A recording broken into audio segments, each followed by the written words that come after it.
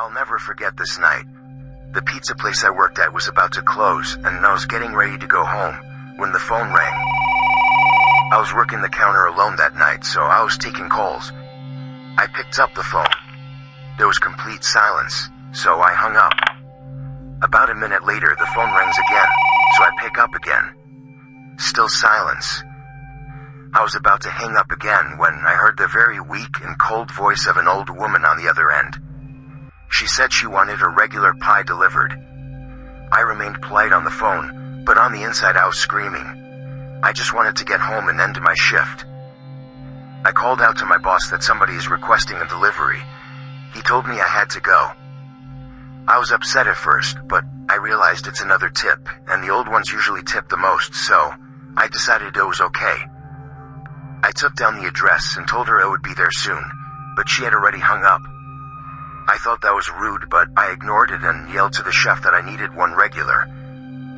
My boss told me to just go home after the delivery as the place would be closed, so a little before 10 o'clock, I got in my car and put the address into my GPS. The house was 7 miles away. The GPS took me to the quiet side of town. I arrived to the house. It was a small, one-floor house on a very quiet and empty block. I took the pizza and walked up to the door and rang the doorbell. There were no lights on in the house. I hoped that she hadn't given me the wrong address. I rang the doorbell again. There was still no answer.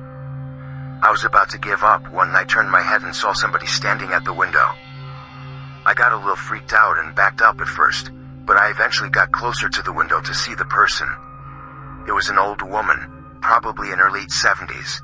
She was just staring at me with a blank expression. I yelled to her through the glass that I had her pizza. She didn't react to what I said, so I screamed it louder. A big smile ran across her face. Not a pleasant, genuine smile. It was a smile that sent chills down my spine. I still remember that exact face she made through the window.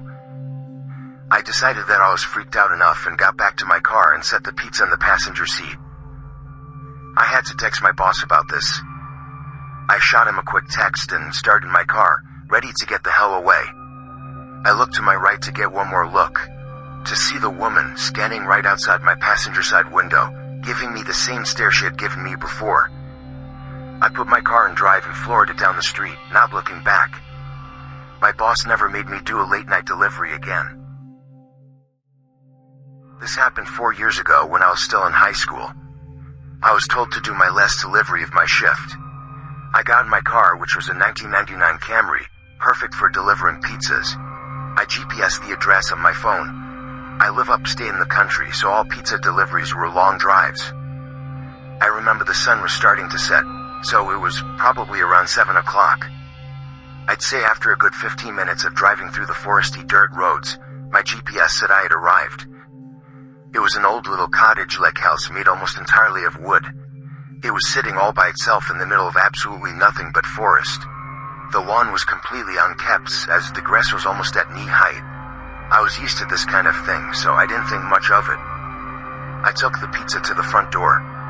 There was no doorbell, so I knocked loudly on the door. Within 10 seconds, I heard the sound of footsteps hitting wood on the inside of the house. The footsteps made it to the door and stopped.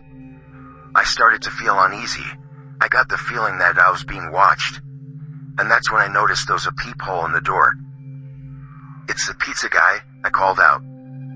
I heard a low, harsh-sounding voice on the other side of the door, telling me to bring the pizza out back. I didn't like the idea of going back there. Something didn't seem right. Are you sure, sir? I called out.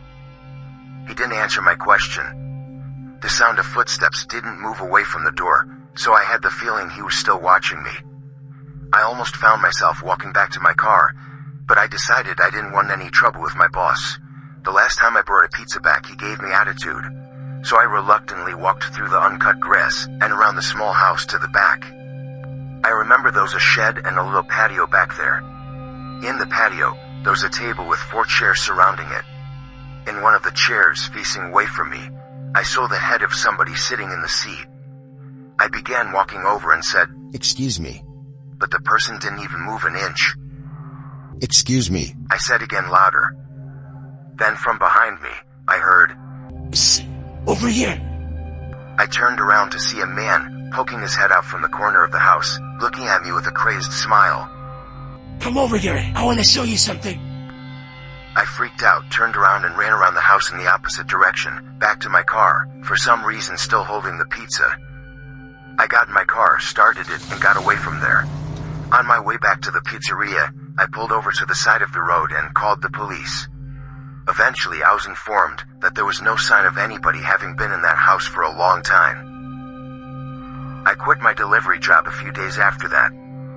I have no idea what would have happened to me had I gone up to that man. But to this day, I still wish I just turned my head to see who or what was sitting in that patio chair.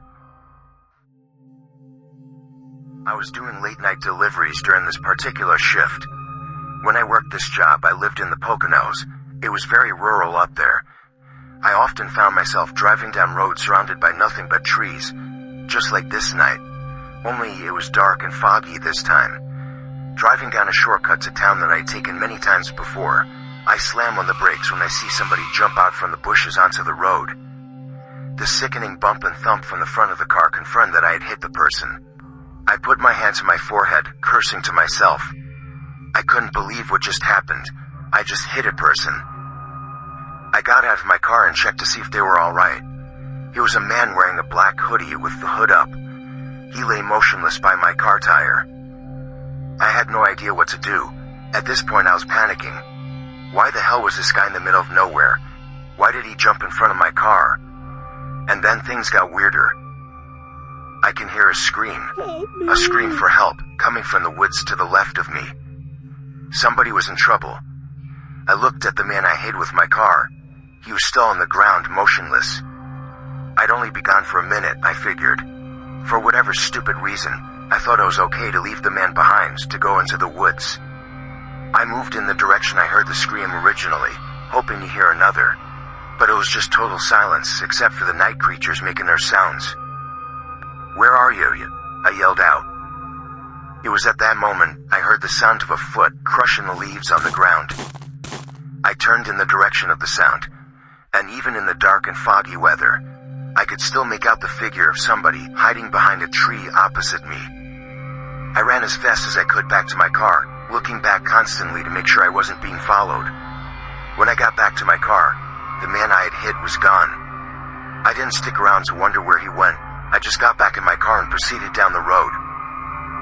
My heart was racing the whole drive through, but I still ended up delivering the pizza. I got to the house, and when I rang the bell, a middle-aged woman answered. After paying, I noticed that her eyes focused on something behind me, and then she asked me, "They let you guys have delivery partners now?" I was confused and asked her what she meant, and she told me, "You got someone with you in your car." I felt a pain in my stomach as I turned and saw somebody sitting in the back seat of my car. I called the cops using the woman's phone, and they arrived shortly after, but the person in the back seat of my car was already gone. The scariest thing about this whole story, the police found a blood-stained knife on the floor of my car where the man was hiding. This memory still haunts me every day, and I can genuinely tell you, it's painfully scary just to imagine how things could have turned out if I hadn't made the delivery.